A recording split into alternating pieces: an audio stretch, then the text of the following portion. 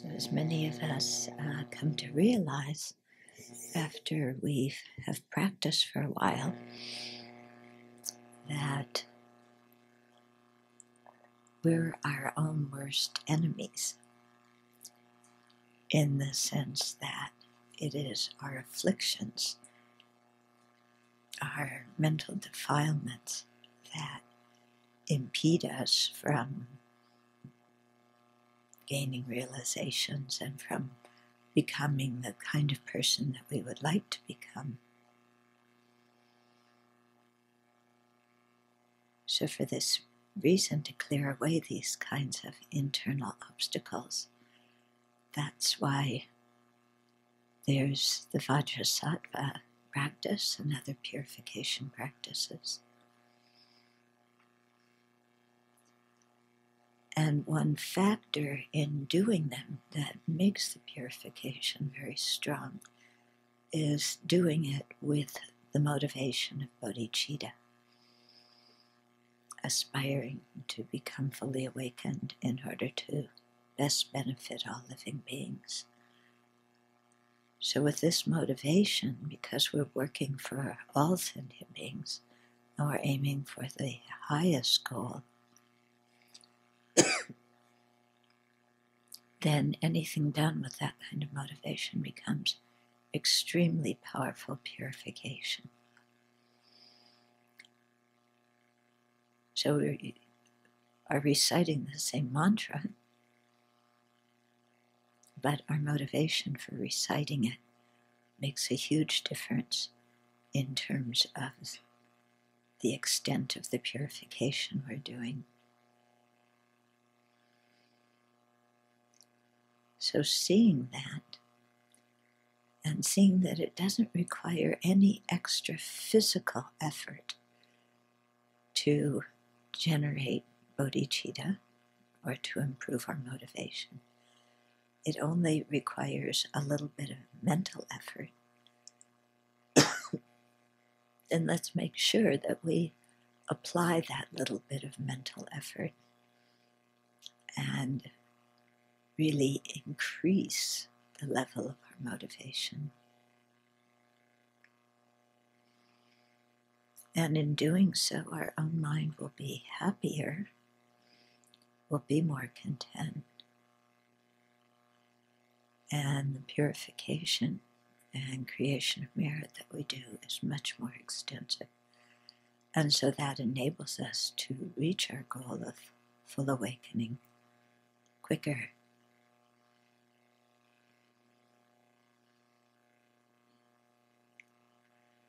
So let's generate that bodhicitta and have it as our motivation for sharing the Dharma this evening.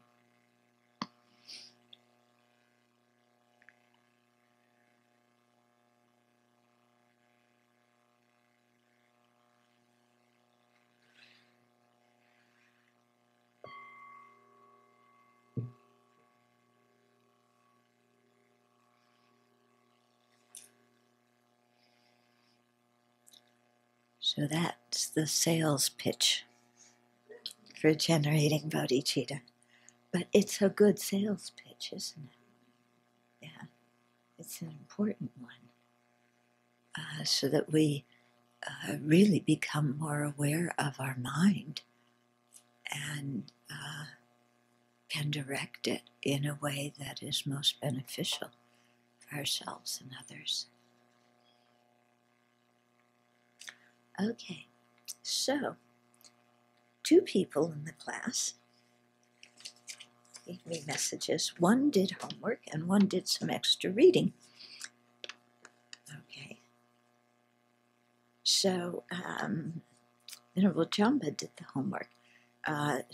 So I had asked that people think of 3 examples of the correctly assuming consciousness, one for each of the types that he gave. Okay, so for correctly assuming consciousness without a reason, she said, thinking or teaching that death is impermanent just because it is written in a book or the teacher said so. Is that a correct assumption? without a reason. Yes, she has a reason. Yeah, she has a reason. So it isn't a correct assumption without a reason. She has a reason. Okay. So that one is that reason makes it what kind of correct assumption?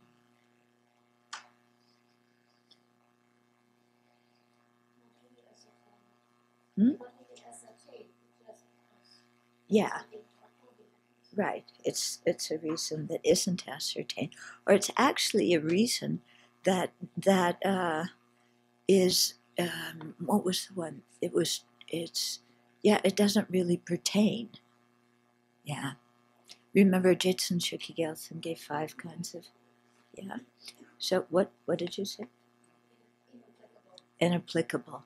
Yeah. So it's more that kind of one. Okay.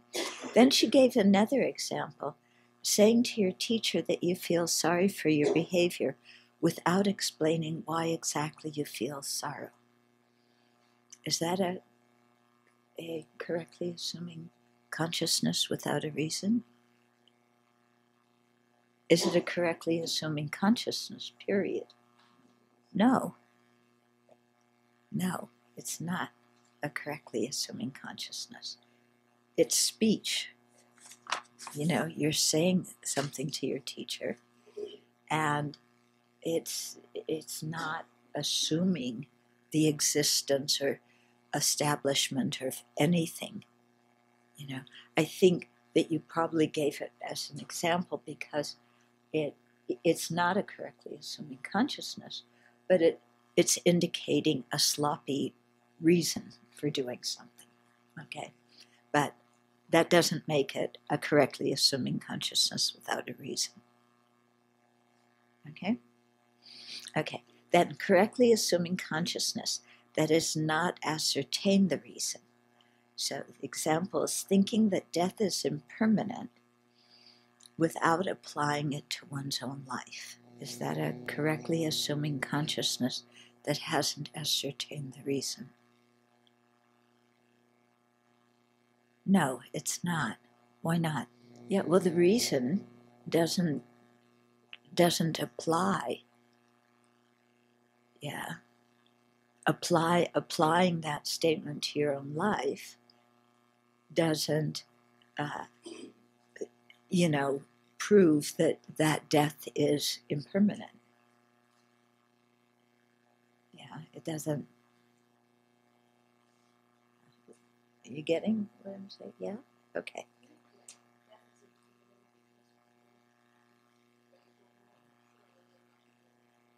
Well, what does death is impermanent mean? Yeah? Yeah, okay. Yeah. Death, isn't a permanent thing, or maybe she means life isn't permanent. Okay, but if you say life isn't impermanent, what would be an example of a correctly assuming consciousness that hasn't ascertained the reason? Life is impermanent because it's a product of causes. But you don't really ascertain that it's a product of causes. You just assume that you're always there. Okay? And then the second one was, I am sleepy in meditation and assuming it is just because of lack of sleep. But when ascertaining it further, one may discover these are hindrances due to disrespecting the Dharma in previous lives instead of a lack of sleep.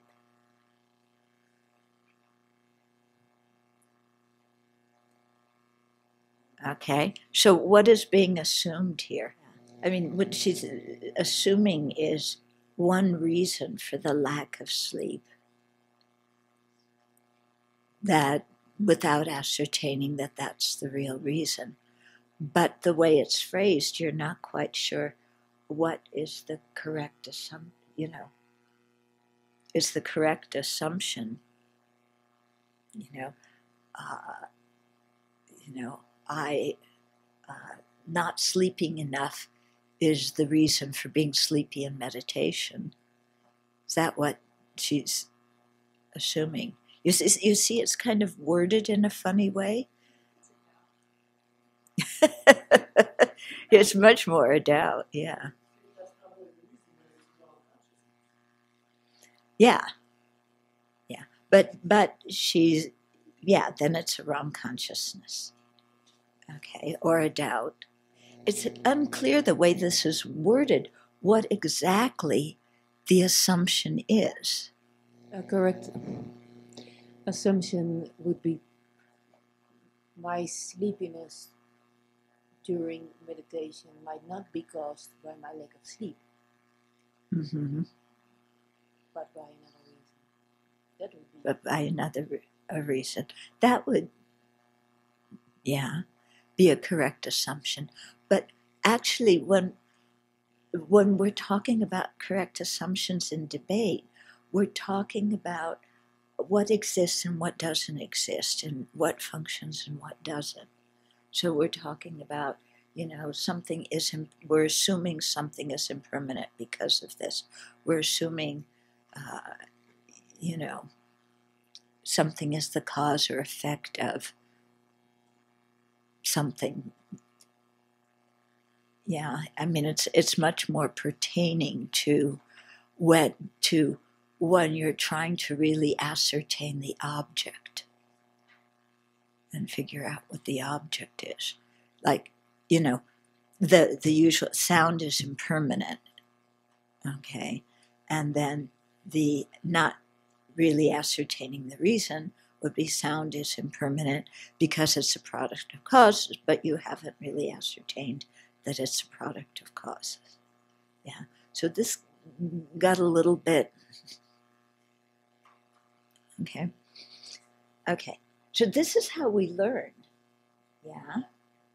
I mean, I think what Venerable Jampa did was very brave, and even though we're looking at them and seeing that not all of them hold, she was brave enough to do this so that everybody can learn. Yeah. The rest of you were sleeping. I'm not sure if the reason was because of a lack of sleep or disrespecting the Dharma. Okay. But it's only by putting yourself out there that you're going to learn. Yeah. Okay. Then, an example of a correctly assuming consciousness dependent on a faulty reason. Okay. So, correctly assuming that I am not able to understand the teachings on Thursday because I am just born stupid. That, I think, is correct.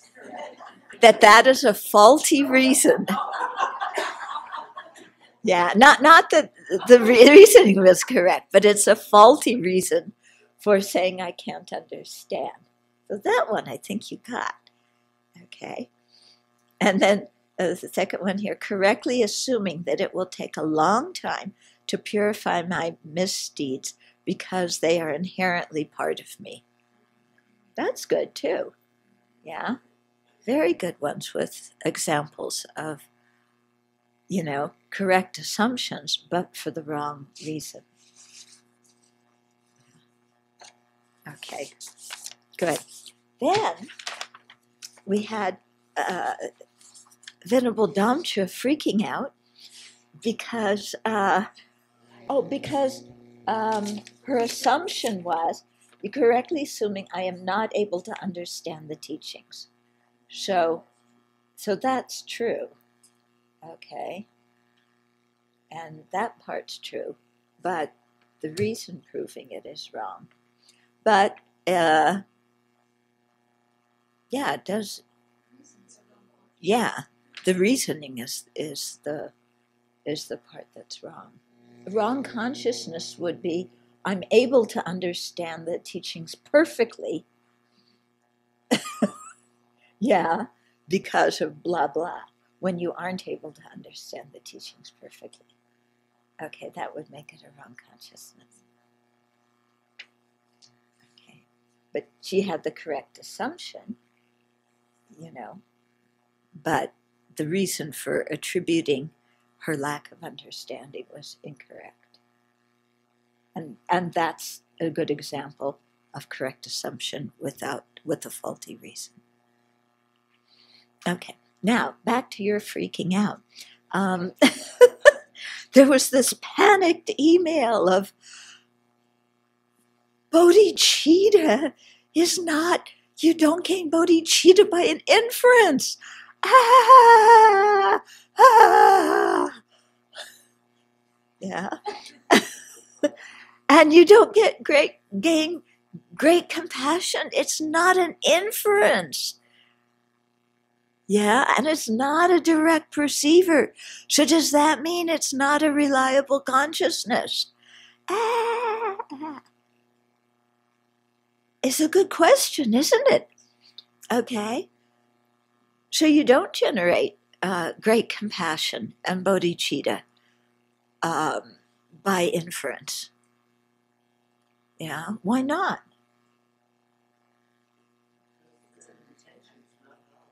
Yeah, their intentions, their aspirations. Yeah, they're not knowledge of a certain object. Okay. But if they aren't inferences and they aren't direct perceivers, then does that mean they're not reliable consciousnesses? Does that mean bodhicitta is a bunch of gobbledygook? No, why not? Yeah, their intentions based on reliable inferences, but not everything that is a reliable consciousness, to be, or not everything that is put it this way, not everything that is a realization gained on the path has to be either an inference or a direct perceiver. Okay, so you may remember and you may not remember that. It looks like you didn't remember.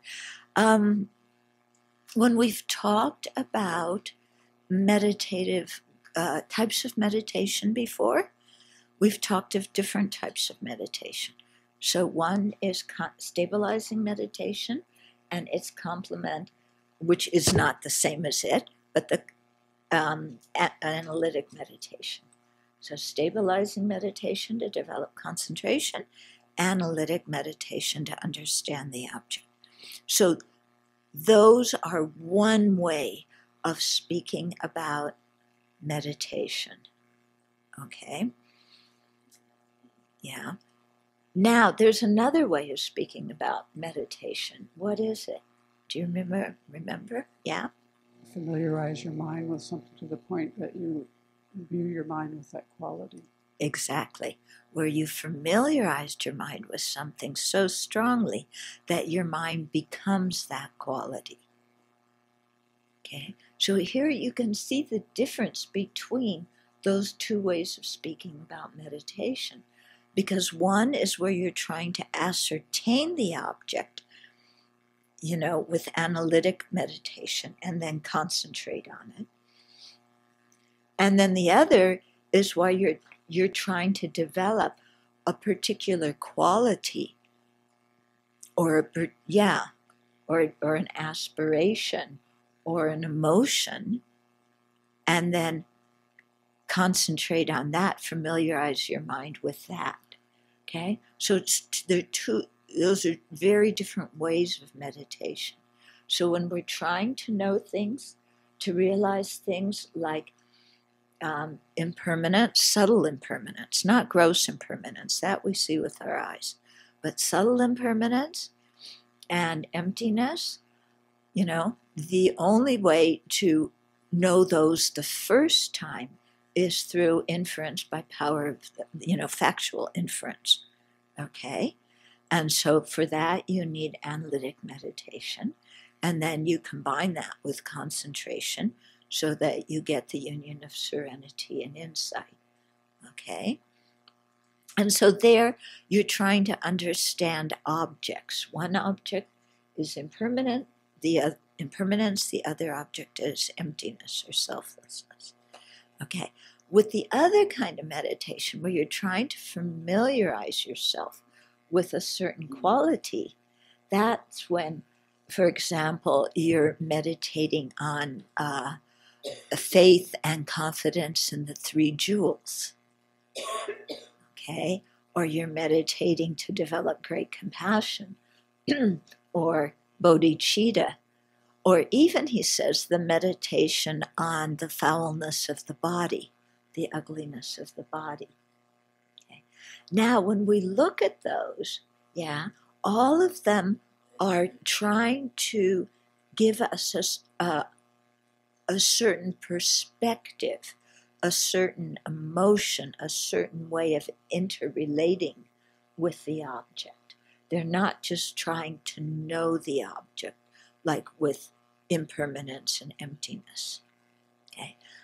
But having said that, still, in building, in coming to generate faith in the qualities of the three jewels, or great compassion or bodhicitta, to begin to familiarize our mind like that, we do put some reasonings to ourselves, and we meditate on things with reasons, like sentient beings are worthy of compassion because they are suffering, or sentient beings are lovable and worthy of my attention because they've been kind to me. So we may meditate on those kinds of ideas, and that helps us figure out what the attitude or aspiration or emotion is. But then really gaining that realization is not just by that kind of reasoning that we use to understand what faith is or compassion or whatever, but you gain the realization by continually familiarizing your mind with it again and again and again, so that we're replacing a wrong conception that we have with a different perspective.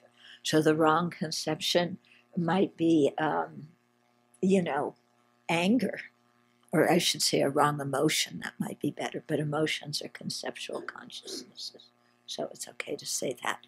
But, we're trying to replace anger or indifference with compassion, okay? Or we're trying to replace self-centeredness with cherishing others. And so because we have very strong familiarity with self-centeredness, the reasoning, to replace it with a mind that cherishes others is not just by a thing of using logic. It's by again and again familiarizing our mind like that, so that our mind shifts. It makes that jump to a different way of relating to sentient beings. Okay? So that's why these different types of mind, they take a while to gain realizations.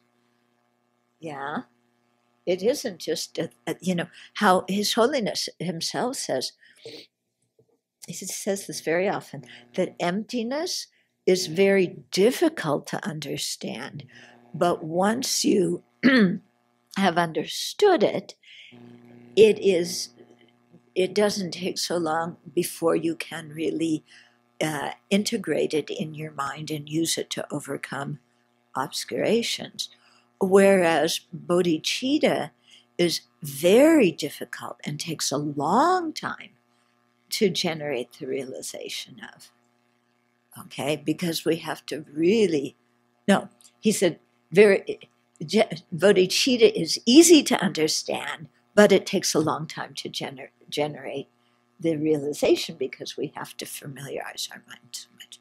So the wisdom aspect, difficult to understand, not so long in being able to use the realization on the path. The method side, these other ones, easier to understand, but much more difficult to really transform the mind into that way of looking at things. Okay. So, when you hear, because they also say, the meditative stabilization on the foulness of the body. Now you might say, well, wait a minute, that's one of, the 3 characteristics that the Theravadas talk about. Or if we talk about, the 16 aspects of the 4 truths, it's one of the 4 characteristics of true sufferings or true dukkha. So, are we trying to realize that as an object, where we have to realize the foul nature of the body? Or are we trying to familiarize our mind with that understanding? So it might initially seem like, okay, we have to have some reasoning there why the body is foul. It might seem like, oh no, we understand that by inference. Because just like, the other 3 of the 4 characteristics of true dukkha, impermanence, emptiness, selfless, those 3 are understood by inference. But this one isn't, okay? Why not? Because, first of all, just ascertaining that the things that the body is made out of doesn't require a lot of logic. Okay, it requires open eyes. Yeah, we may have great resistance to this. Yeah, I remember they asked me at my tripa to teach on the 4 truths one time.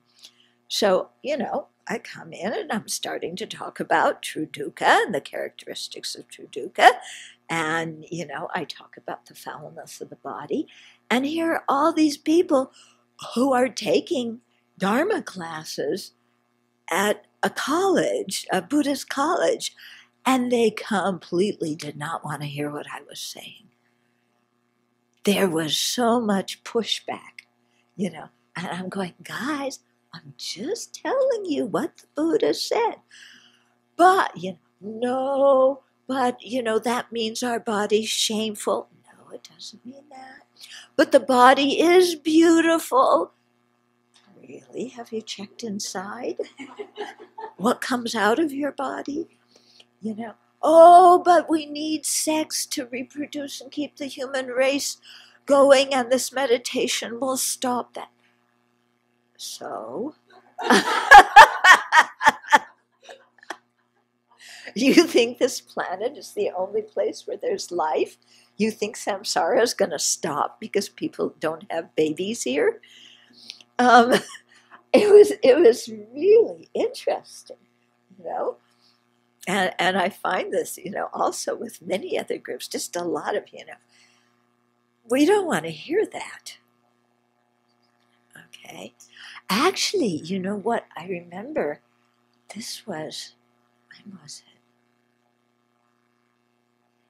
Must have, I don't know, a long time ago. But His Holiness was teaching somewhere in Arizona. And he was teaching chapter 8 of the Bodhicharyavatara. Yeah. And you might have been there at the time. Yeah. And he was teaching that chapter 8, which talks about the foulness of the body, because you have to understand that so you can develop concentration and realize bodhicitta. And the organizers, I heard, asked His Holiness not to teach that part of the chapter. Can you believe that? I mean, the epitome, excuse me, of having a judgment of arrogance, not wanting to teach that because the people attending it wouldn't like to hear that and may be offended. Well, they requested that to His Holiness.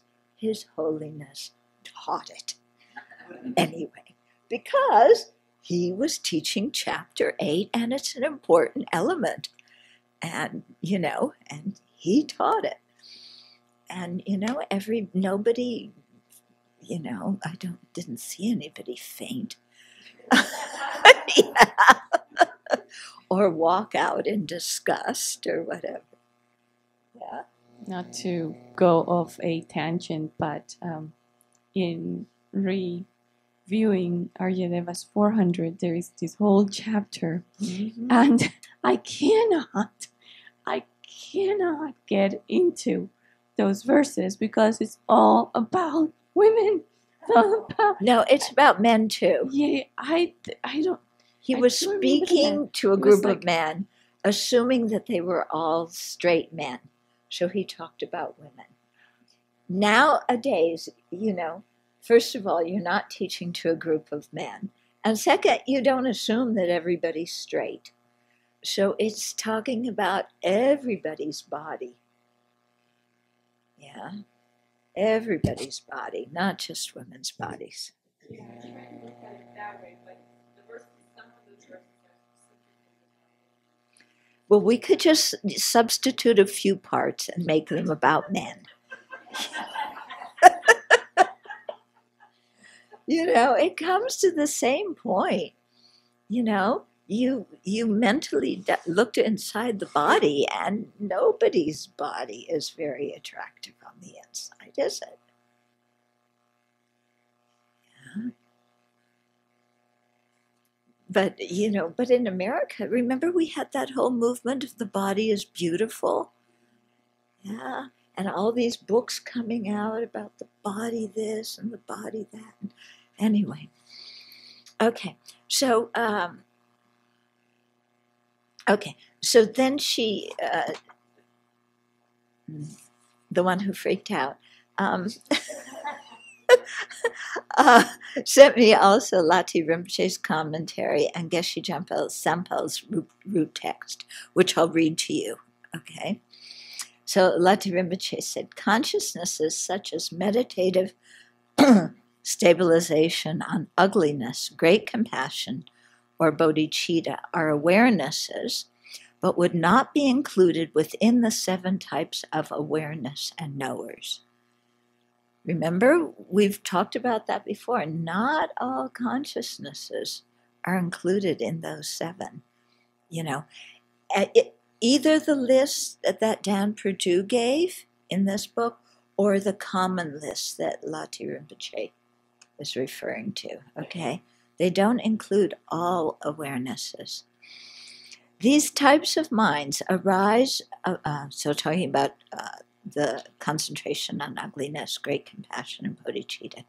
These types of minds arise by the power of meditation, being generated through the force of long practice and familiarization. If one defines a correctly assuming consciousness as one not arisen through the force of experience, which includes meditation, because meditation is a type of experience, okay? So if correctly assuming consciousnesses are ones that are not arisen through the force of experience, which includes meditation, then these cannot be considered correctly assuming consciousnesses. Moreover, they cannot be considered wrong consciousnesses, for they are not mistaken with regard to their object of engagement, in that they are not defiled by the causes of error. The insides of the body are ugly. Yeah, compassion isn't, for sentient beings, isn't an erroneous consciousness. Neither is bodhicitta. Okay? So they're not correctly assuming consciousnesses. They're not wrong consciousnesses. You can also cannot say that a consciousness such as bodhicitta is an inferential cognizer, because although it is produced in dependence on a causal sequence, such as the 7 cause and effect precepts, this is a case of production in dependence on familiarization gained through long practice, and not of production in dependence on a correct sign. Okay? And it's certainly not a doubt. Okay? Thus, such consciousnesses are not included within the 7-fold division of awareness and knowers. Wouldn't it be a yogic direct perceiver? What would be the object you're realizing? So you see, it's hard to pinpoint an object that bodhicitta realizes because it's an aspiration, it's an approach, it's a way of relating to something. You're not ascertaining an object that you didn't know before. Okay. Then Geshe Jempel Sampel's root text. He says, similarly, Sakya Pandita's Treasury of Reasoning says, quote, correct assumers are not more than three. One, not depending on a sign, being only an assertion, it can turn into doubt. Two, depending on a quote, quote, correct sign, but it's not ascertained. And three, depending on a facsimile of a sign. So a sign, reason that's irrelevant, okay? So those are talking about the correct assumers. Also posited as the definition of a correct assumer is a determinative knower. So determinative means that it's going to be a conceptual consciousness, that without depending on either experience or a correct sign, which is its basis, apprehends one-pointedly and non-mistakenly its object of engagement, but does not get at an object with respect to which superimpositions have been eliminated. Don't you love sentences like that? That one's comparatively short for some of the ones that they come up with. Okay, so correct assumer, this is to review. It's a determinative knower, it's a conceptual consciousness. Okay, so it doesn't depend on either experience, such as seeing it with your eyes or whatever, or a correct sign, so a reason, a correct reason in a syllogism. And those two are the basis of knowing, would be knowing that. But it apprehends one-pointedly, so it's not scattered, and non-mistakenly, it's not an erroneous consciousness. It's object of engagement, so the object that it's focusing on, okay? So, for example, impermanence or emptiness or whatever. But it does not get at the object, which means it does not really understand that object in a, a good way, complete way. It does not get at the object with respect to which superimpositions have been eliminated. So it doesn't understand the object correctly by having eliminated all sorts of false imputations that could be put, or wrong things that could be imputed on the object. Okay. So here, experience should be taken as referring to its not depending on any of the three. Experience arisen from meditation, experience of apperception, so this Rangrik, this self-cognizing mind, or three, clear experience, which is not mixed with a conceptual appearance, so it's not a directly perceiving mind. Okay. If the definition is posited in this way, I think that whatever is a mind would not necessarily be one of the seven minds. Okay, this is because the meditative stabilization on ugliness or great compassion in the continuum of a learner and so forth. So a learner, anybody who hasn't completed the end of the path they're following. Okay, those included within realizations in the scope of method. Okay, so it's a meditation on the method side of the path. Yeah, which have to do like, renunciation, aspiring for liberation, seeing the foulness of the body, all these things on the method side of the path, are not suitable to be correct assumers as they depend on experience arisen from meditation and are not suitable to be wrong consciousnesses as they are not affected by the cause of error, and it is easy to understand how they are not the others. I think this, and it should be examined. Okay. So it's an interesting thing. And, I'm glad that you pulled this out and we're thinking about it. And, even, similar to Venerable Jampa, you start out with an idea, okay, of something that you believe, and then in the process of really trying to understand it and see, make some examples for yourself or see if your understanding holds, then you figure out that you had the wrong understanding. Okay, so thinking that all the consciousnesses had to be one of the seven, yeah, or thinking, whatever we're making, whatever we're correct assumers were. Okay, so that's a good example, in our own study is we hear a teaching, we think we understand, so we try and make some examples, we try and learn more, and then we realize, oops, that I was going into this with the wrong consciousness. And then, maybe you go to doubt, and then you start progressing to a correct assumer, and, and then eventually gain the right understanding.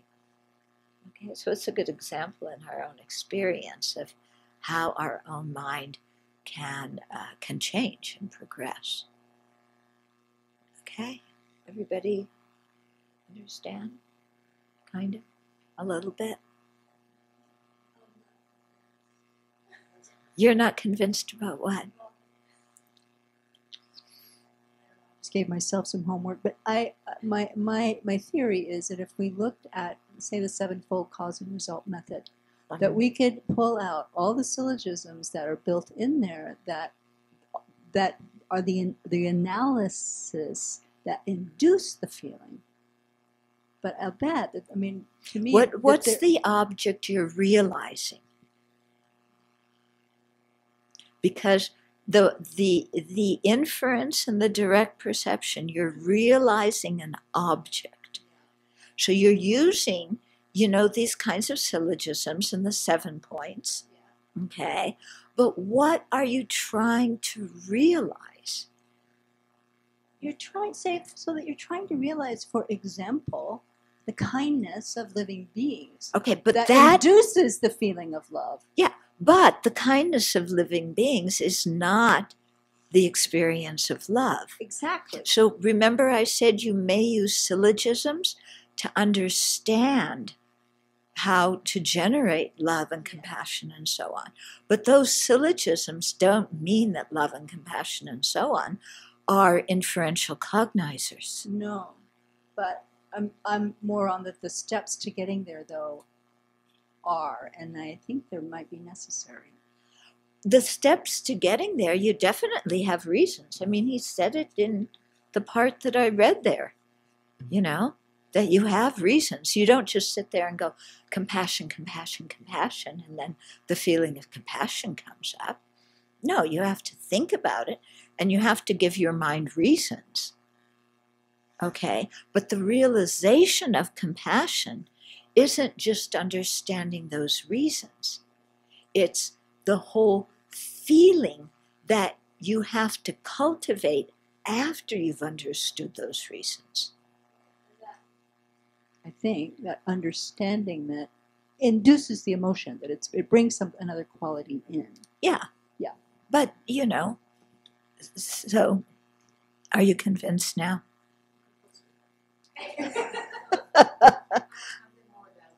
Okay. So, when Chandrakirti bases homage to compassion, When Chandrakirti bases homage to compassion, he says compassion, observing sentient beings, observing impermanence, observing emptiness. Right. So it's compassion which observes an object. Yeah, but compassion itself, it holds an object. it's the compassion it doesn't observe impermanence. What it means when they say is compassion observing impermanence is that you've meditated on impermanence beforehand. You've arisen from that meditation, but the feeling of things being impermanent is there. So then when you generate compassion for sentient beings, you're seeing sentient beings as impermanent. And by having compassion for impermanent sentient beings, it adds an element to that feeling of compassion that's different than when you're thinking of sentient beings as being under the control of afflictions and karma, for example. Okay? So what it means in those three kinds of compassion is you have your consciousness is compassion, and it's informed by a prior understanding of what sentient beings are. Okay? But it's not realizing that thing. Okay? It's like when you meditate on emptiness and you have a, meditative equipoise, when you come out, then things appear to you as dependent. How to say? You're not the illusory-like appearance has. You're seeing dependent arising things, but your consciousness is informed by your previous meditative equipoise on emptiness. But that your sense consciousnesses, that are seeing dependently arising things, are not perceiving emptiness at the same time. They're just influenced by that. So it's the same way with the three kinds of compassion. Because, just if we think about it in our own experience, understanding what compassion is not difficult. And understanding why to have compassion is not difficult. But really having compassion, it requires so much familiarization in our mind, doesn't it? Yeah? Because we talk about it, we feel it, and then some little thing happens, and it's like, my rights, my this, my that, my preferences. Yeah? Okay? So that's what it means. When they talk about familiarization, why we need to meditate long time on different things. Yeah, to really change the mind. Same thing, seeing the disadvantages of self-centeredness. Yeah, they give us lots of reasons. The reasons are not difficult, are they? Yeah, fault of self-centeredness. Why? Well, it makes you create a ton of negative karma. It makes you get into fights with other people. It makes you, super sensitive over everything that happens in your life. It limits your open-mindedness. We could go on and on. Self-centeredness is, to be abandoned because, and lists gazillions of reasons. Yeah. But then, yeah, we have so many reasons. We understand the reasons, and that doesn't make any difference. Yeah, because the attitude, cherishing only ourselves to the exclusion of everybody else, that self-centered, self-preoccupied mind is so deeply ingrained in us. Yeah, so we're going to have to again and again and again do something with it. Well, it sounds like if you have a realization, there's usually a feeling component to it, like an emotional aspect. It's not just an intellectual comprehension. In those cases, on the method aspect of the path, yes.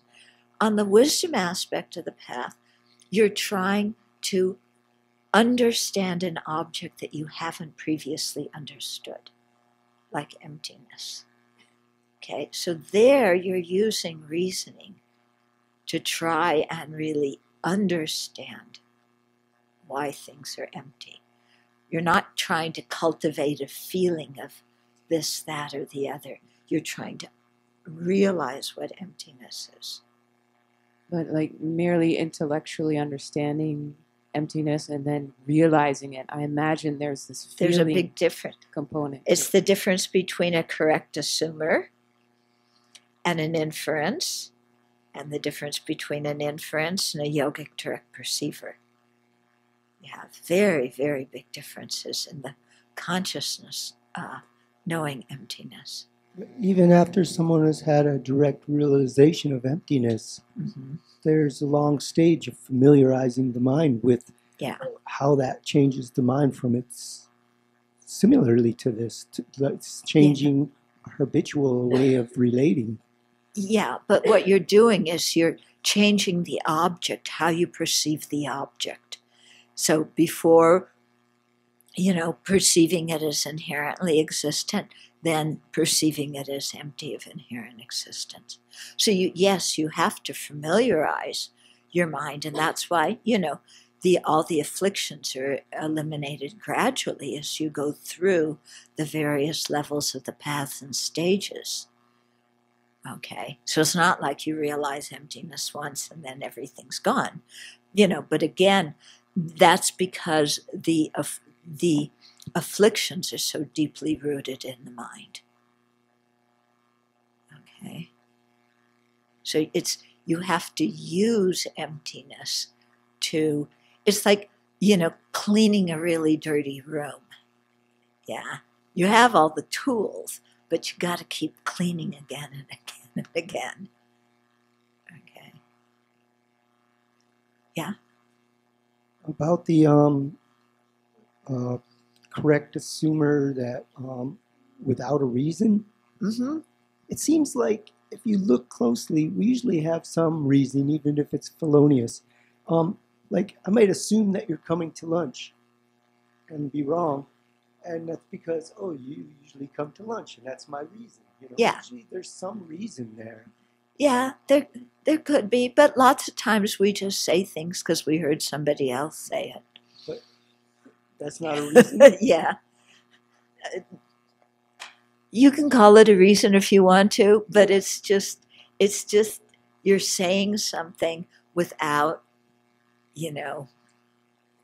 Right. With Venerable Jampa's example of no reason just because you read it in a book or the teacher said it, then you said that would be a reason, but that's not the kind of reason they mean, is it? They're talking about a reason in it that could fit into a syllogism. So if somebody just told you it, you don't really know why, then that's without a reason, isn't it? No, the one of, if you look back in the book when he said without a reason, it just means you make an assertion. That's all. So you're missing the third point, the end of the syllogism. You say sound is impermanent. That's all.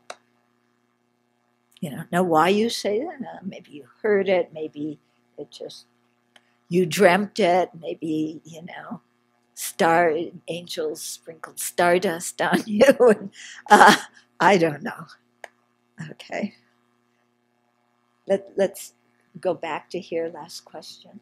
So can dukkha be an object of special insight? Like if you're analyzing if the nature of pleasant feeling, for example, which is in the nature of dukkha, but not, that's hard to, that's not evident phenomena, right? The same way that the body is found.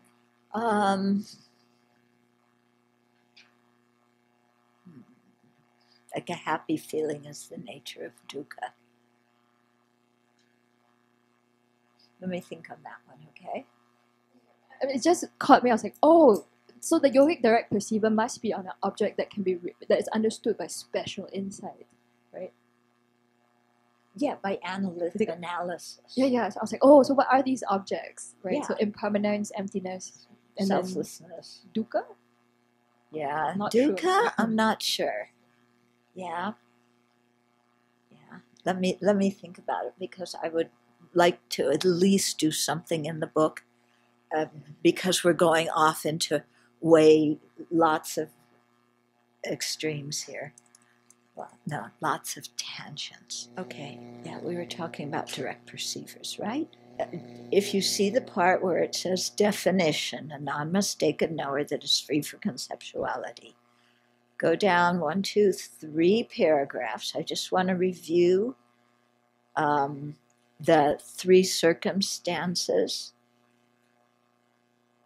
so that you can rely on your direct perception without doubting it. So 1, no circumstances that would prevent normal perception. Okay, so this is, when he was talking, he gave the example of, John Doe robbing the bank. Okay, so you saw that, and you can believe what you saw if, 1, there were no circumstances that would prevent normal perception, such as it being dark, John Doe, wearing Halloween clothes and so on. Okay.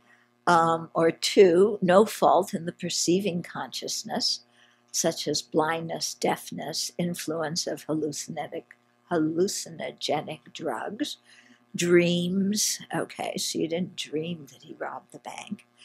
And 3, no reliable perception contradicting the perception of John Doe robbing the bank that day, such as seeing Jane Doe robbing the bank that day, or seeing John Doe in another place at the same time, and knowing that he doesn't have the power to make multiple bodies. Okay? So that's how you can have confidence in your own direct perceivers. Then there are 4 types of direct perceivers: sense direct perceivers, mental direct perceivers, self-knowing direct perceivers, this is also called apperception, and 4 yogic direct perceivers. Okay, so there are 5 sense direct perceivers. So the first kind, sense direct perceivers, there's 5 branches. What are they?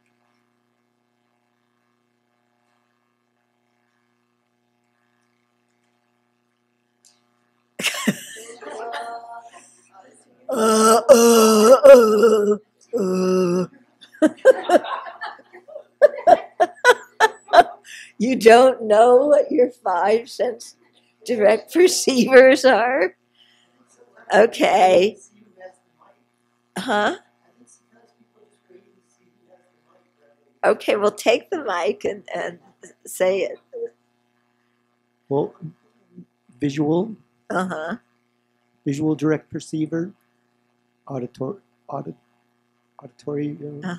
direct perceiver, gustatory direct perceiver. What's the third one? Put them in order. You want them in order? Okay. Yeah, visual, auditory, olfactory, gustatory, and tactile. Tactile, okay. Okay. So they correspond to the 5 sense consciousnesses. So sense direct perceivers apprehending visual form, sounds, smells, tastes, and tangible objects. Then the second kind of direct perceiver, mental direct perceivers. So these include the moment of mental direct perception that is induced by a former moment of a sense direct perception. Okay, so this school says, I don't know if the other schools say this or not. I've never heard. But they say as soon as, you have several moments of a sense direct perceiver, and then at the end of that, there's one very brief moment of a mental direct perceiver of whatever that sense object was. Okay, so those are one type of mental direct perceivers. And then the second are the mental direct perceivers induced by states arisen from meditation. And here you have the 5 superknowledges. Okay, now, do you remember the 5 superknowledges? First one, you have to say it loud enough so that I can hear it. Supernormal powers. So 2 supernormal powers, thank you. And for example, what are they? Being able to make many manifestations of your body, or overcoming ordinary physical limitations, like being able to go through the ground, or walk on water. Yeah. Okay. Okay, so that's one of them. Then another one. Clairvoyance, which means, actually this one is the last one at the end, but it could be clairaudience. Okay, so clairaudience, what is that? You can hear things very far away. Why does this help bodhisattvas? Yeah, they can hear teachings, a long ways away. Okay, so clairaudience. Then divine eye is the last one, the clairvoyance. That's the fourth one. The one that you don't want anybody to do to you. Reading others' minds. Okay? That's one of the supernormal powers, the third one. Okay? So you know others' minds. For bodhisattvas, very helpful, because then you can teach according to, what people haven't understood and so on. Then the fourth one is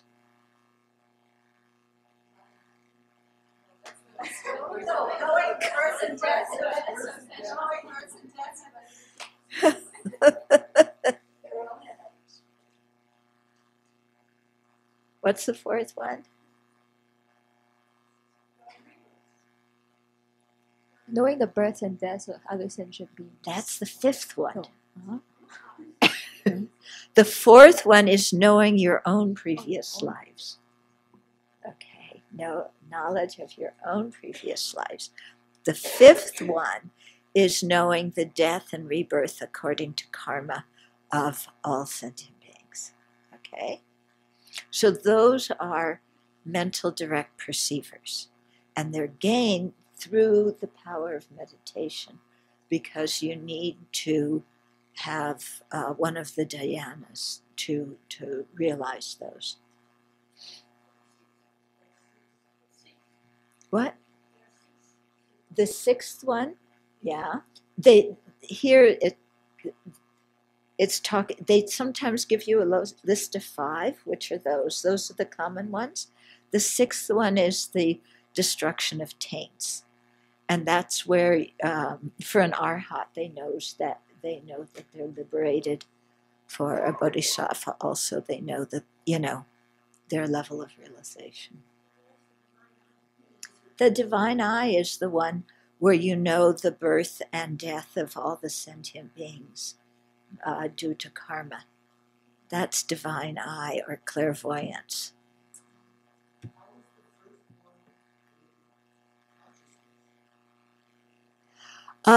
Because you do all these things, I guess, with your mind. Your mind makes your body appear this way or that way. Your mind controls the body so it can walk across water and go through walls and those kinds of things. So all mental consciousnesses other than conceptual consciousnesses are direct perceivers. Okay. So that's But I don't think that one moment of mental direct perception after a sense cognition, I don't think that one ascertains its object. In fact, I'm pretty sure it doesn't. It's too brief. Yeah. But we're talking ordinary beings here. Okay, a self-knowing direct perceiver is an accompanying consciousness that experiences an internal consciousness. For example, the consciousness that experiences an eye consciousness apprehending blue is a self-knower or apperception. Most scholars agree that self-knowers are mental direct perceivers. So this is an idea. These Satantrikas, following reasoning and some of the Chitta Matrans as well, assert this apperception or self-knowing consciousness. And what they say it is okay, for example, you have your eye consciousness, and your eye consciousness is seeing blue. But when you remember blue, then you also remember seeing blue, the two things at the same time. So to remember seeing, so you remember blue because your eye consciousness saw blue. But to remember seeing blue, these schools say, you have to have this self-perceiver, this self-knower, this apperception, to help you remember that you saw blue. So this self-knower, apperception, it's a separate consciousness, but it's not a separate consciousness. It's together with your visual consciousness seeing blue. It happens at the same time as it, but it perceives the mind knowing blue. So the visual consciousness perceives blue, and the apperception of the mind knowing blue perceives the mind knowing blue, which enables you to remember that you also saw blue and not just remember the blue that you saw. Okay, so that's what these schools who assert apperception say. The Prasangikas refute it. Okay. So you kind of can understand why they would assert this kind of consciousness, but on the other hand, it also doesn't make sense, because then you wind up having one consciousness that's kind of two consciousnesses that perceive different objects, but they happen together and they're not separate and they're one nature. Okay, so I'm not going to defend self-knowers. Okay, then yogic direct perceivers, which are also a type of mental direct perceiver, are the fruit of the development of wisdom. These consciousnesses are like mental direct perceivers, such as the clairvoyance of knowing others' minds, in that they are developed from meditation. But in the case of yogic direct perceivers, the consciousness is focused on objects of insight, such as subtle impermanence and selflessness. So when he says they're developed from meditation, he's meaning that you need serenity to know these, okay? But you're perceiving the objects of insight, such as subtle impermanence and selflessness. A yogic direct perceiver is the result of a meditative stabilization, which is a union of serenity and insight in the continuum of a superior. So they are only found in Aryas, okay? And they must be a union of serenity and insight. Yeah, they're not just insight, they're not just serenity. Such a direct, so this would be why none of those super knowledges would be yogic direct perceivers, because they're not arising from a union of serenity and insight. And they also don't have to be in the continuum of an Arya. Ordinary beings can have the first five super knowledges.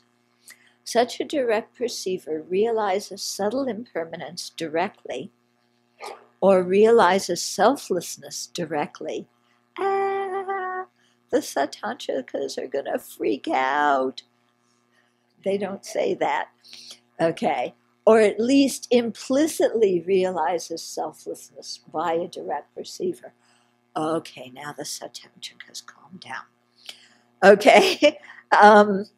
So what's going on here is the Satantrikas say that when you realize selflessness, the object that you are knowing directly, explicitly, is not selflessness. The objects that you're perceiving are the 5 aggregates. And then implicitly, you know that they lack a self-sufficient, substantially existent self. Okay? So this school, for them, you don't perceive selflessness directly. Yeah? Or explicitly. You perceive it implicitly. And the direct perception is of the 5 aggregates. For the Prasangikas, they say that you perceive selflessness or emptiness directly, non-conceptually. So it's a huge thing, because for the Sautantrikas, remember, direct perceivers only perceive impermanent phenomena. They cannot perceive permanent phenomena. Yeah, emptiness, selflessness are permanent phenomena. So that's why they say that, what you're actually perceiving is the aggregates, but you implicitly know they lack a self. So it's actually quite radical when you think about it, that the Prasangikas say that you can perceive a permanent phenomena directly. Yeah, because these schools say you only know a permanent phenomena conceptually. And Prasangikas say, no, you can know it directly. And that's a huge difference. Very huge. I have a question about lumping the realization of subtle impermanence here with this, and saying that it needs to be in the continuum of a superior. That's according to Satantrika. According to Prasangika, you can have a yogic direct perceiver of subtle impermanence before you become an Arya. Okay? So the schools have different assertions.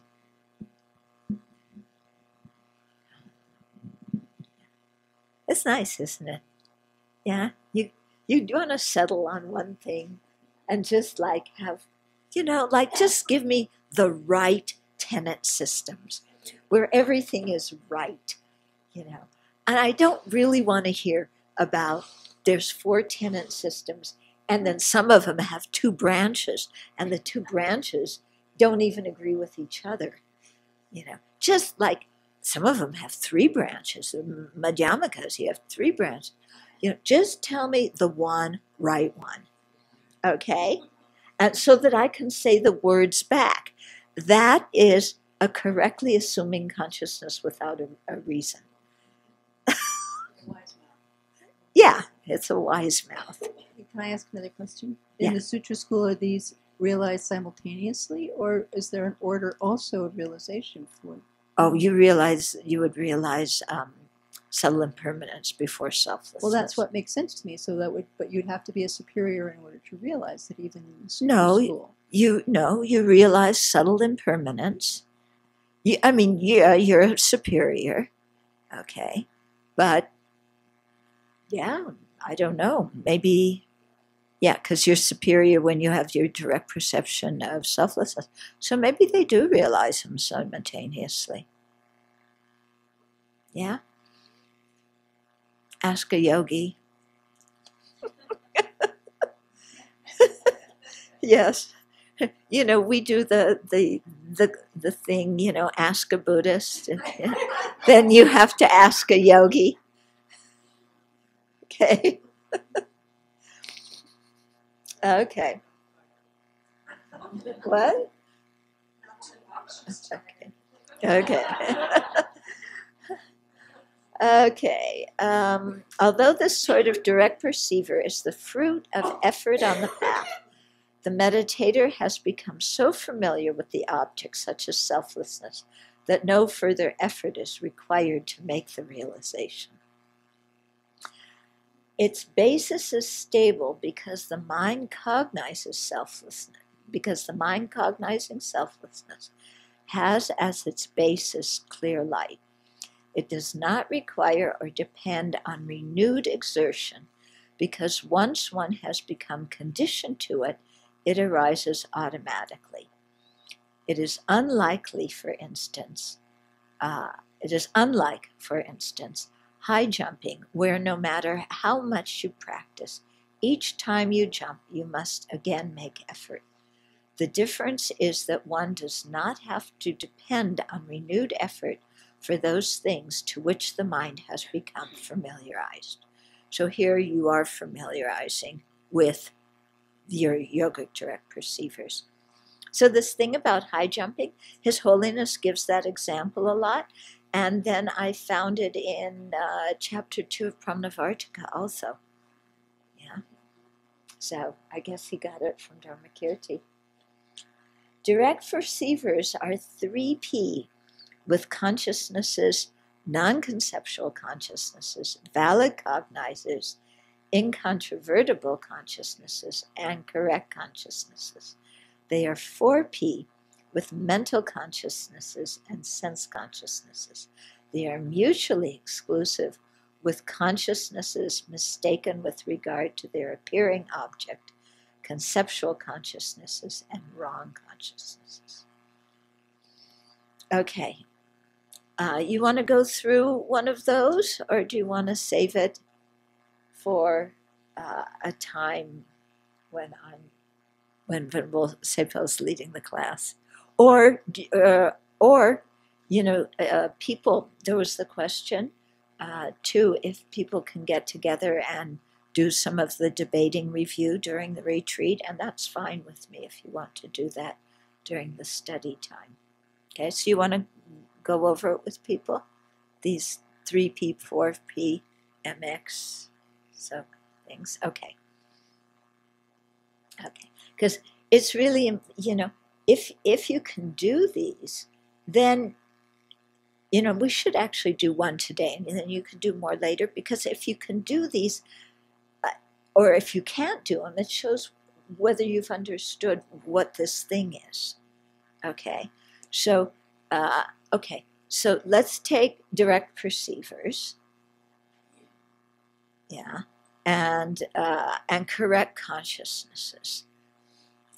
So go through them. Is there something which is both a direct perceiver and a correct consciousness?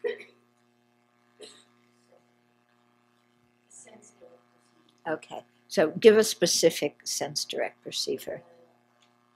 Yeah. I sense direct perceiver. Okay, good. So is there something that is a direct perceiver but not a correct consciousness? No. Is there something that is a correct consciousness and not a direct perceiver? An inference. Give a specific one. An inference of selflessness. Say an inference realizing. An inference realizing selflessness of the person and phenomena. Because. If it's Sutra school, it's just person. Because it is a because it is a dependent arising. No, for the Sutra school, it would work for the Sutra that reason doesn't work. Right. Yeah, what reason does work for the Sutra school?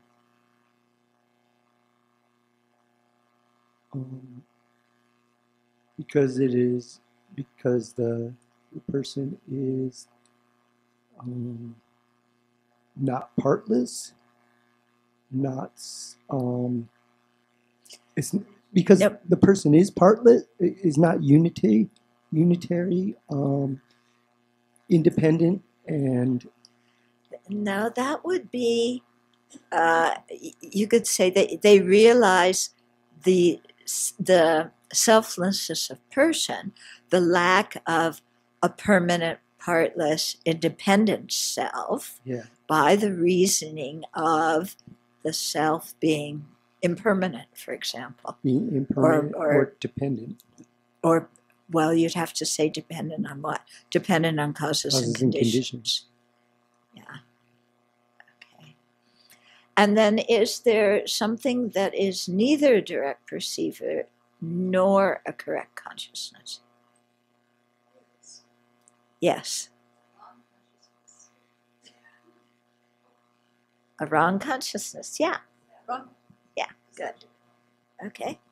So do you see how going through this helps you really think and figure out how well you understand these things? Okay. So even if, you're not getting it in class right away and it's hard to follow in class, go home. You are home. Go back to your room. Or go to your office or go for a walk and make examples for yourself, okay? And go through these kinds of things yourself. And then that will help you understand what all these categories are. Okay. Okay, then let's see how long is the next thing. Oh, maybe we should stop now. Okay, because the next one, unless you want to go a little bit longer tonight. You want to go a little bit longer? Get me out of here. Okay. I think, let me read a little bit.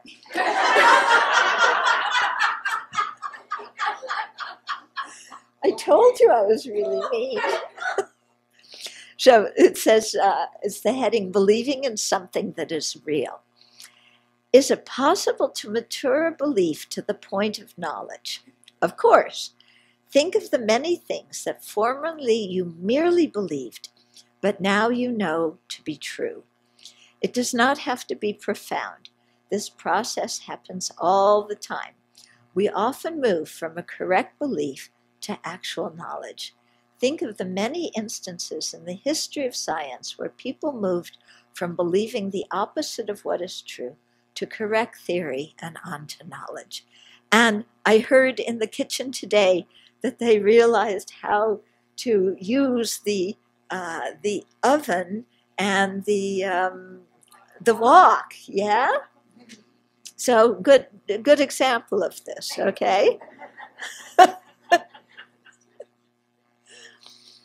In relation to something that is real, a person may have any of these 7 consciousnesses.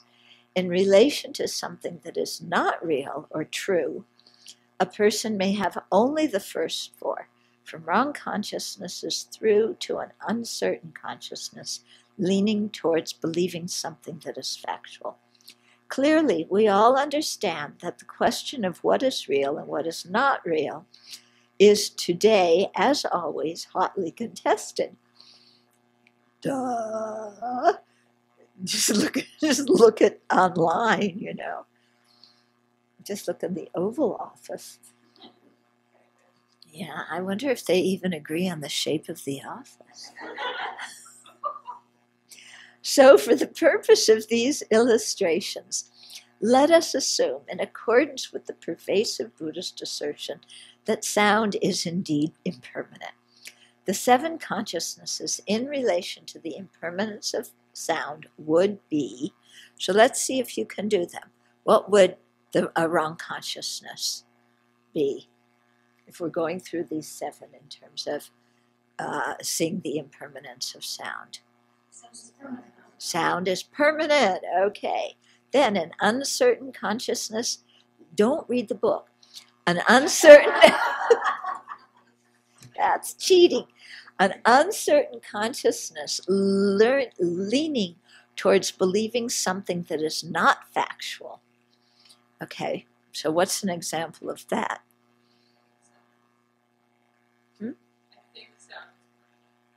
Yeah, I think it's permanent. I'm not sure, but I think so. Okay, an example of an equivocating, uncertain consciousness? Could be, could not be permanent. Okay. And then an uncertain consciousness leading towards believing something that's factual. I think it's, could be impermanent. Okay. Then a correct assuming consciousness. Okay, so sound is impermanent. And an inferential cognizer? Because it's a product. Sound is impermanent because it's a product. And a direct perceiver?